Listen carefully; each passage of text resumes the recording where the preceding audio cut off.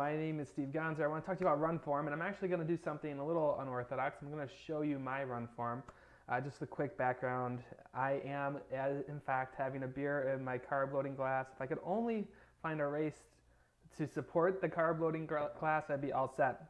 What I want to do is I want to show you my own run form. I took this today to show you some things that are sometimes hard to show, and then I want to get your wheels turning about how you can improve your run form. So for most of you guys who don't know, I've been running for about 10, 12 years, and I am by all accounts a super average athlete. I always tell people I'm not really good at anything. I don't really excel at anything. I'm just kind of average at everything. And running is one of those things. So I can usually figure stuff out when I go through things. And when I started running, I was a mess. There wasn't a lot happening. I went 4+ hours in two straight marathons, and it wasn't ugly 4. It wasn't like, yeah, I'm ran a 4-hour marathon. It was like, where's the med tent kind of thing. So I started dabbling with run form, and I got down to 251 and some change, and it's all was attributed to running smarter, training smarter, but also run form. I want to show you guys my own run form on this, and if you're just joining me, I am having a beer, so hopefully, I can't drink because I have a mic, and then it's going to mess everything up. But I want to show you my run form, so take a look at this. I took this today. So the one thing I want to show you first here is, I'm going to jump ahead. I just want to show you guys walking. So a lot of people don't realize this. When they're actually, this is me in my basement today. I did a 3-mile run. And I want you to just take a look at this leg here. So I'm going to go ahead and just draw a line on it. I want you to pay attention to what this leg right here looks like, because what you're going to see is that when someone runs as a heel striker, they actually run the same way that they walk, and it's a huge problem. So you're going to see this leg go straight. I'm just walking. I'm not doing anything crazy right now. I way overstretched the leg, and that's mainly what I want you to take home right away. This is just walking. This is normal walking for the most part. And you'll see there's my center of mass coming down here, and my foot's way out to the front. So you have that triangle of death there. What I want to show you is, like, when someone heel strikes, I'm going to go ahead and jump through here.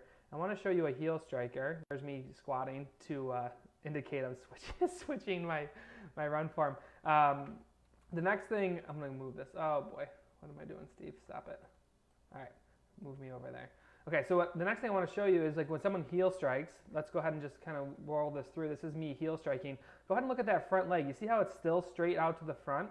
And that I have that big kind of lever arm coming off the front. In fact, this is how most people run. They run with the toes pulled up, they hit their heel first, and we go back. This is where the center of mass is falling. That's where all your weight is, and then your foot's out to the front, and you get that triangle of death again. So what we want to do is we want to start changing that. This is all, just if you're wondering, there is a pitch here. It's to join the MidFoot Project, which you can learn about MidFootProject.com. I'm going to show you how I run. And if you're just joining me, super average athlete. I figured this stuff out to really improve my running. It's not just run form, it's strength training, it's all the other things that I like to do. But if you can learn to run properly, you can save a ton of energy, you can run faster. And I went from 2 4+ hour marathons down to 251 by leveraging what I'm teaching here tonight. And the main thing is to break away from this stuff right here, this big old heel strike. I'll show it to you here. Other foot coming through. The knee going straight, the toes pulled up. That's what we're trying to avoid. So let me show you how I actually run. And this is what we teach in the MidFoot Project, is learning how to do this. There's really different pillars of learning how to run. But this first one, coming through, swinging through, is midfoot running. So I'm going to come back here a little bit and just let you watch this a little.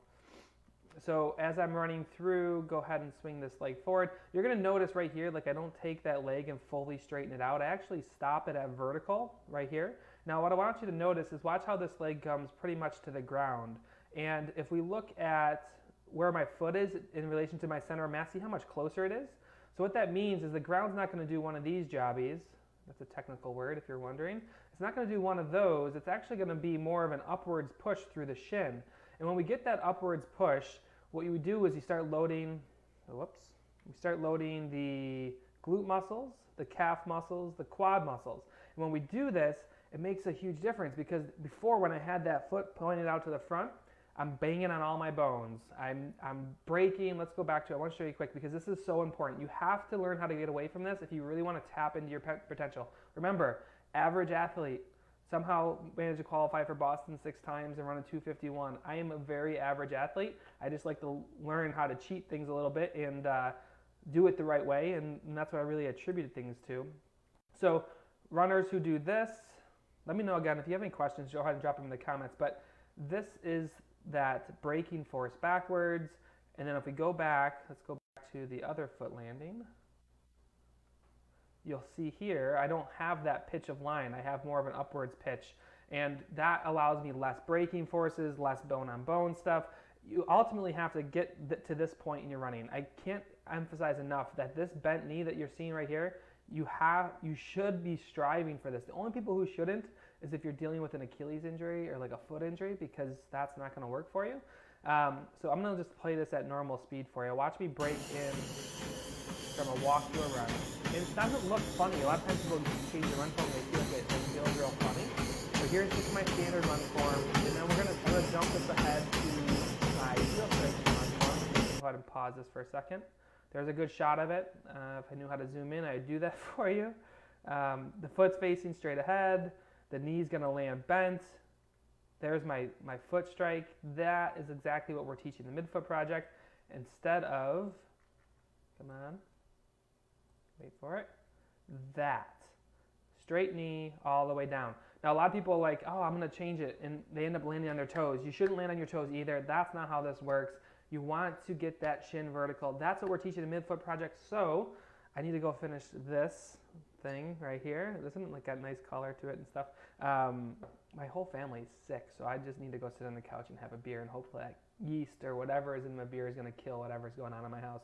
But if you want help with your run form, check out MidFoot Project. It's starting on the 23rd, so 10 days. We're starting this thing. It's 5 weeks long. I'll help you with your run form. I'll show you exactly what to do to get through this first step. That is a pun to improving your run form. If you have any questions, go ahead and put them in the comments for me, and I will talk to you guys soon. Cheers.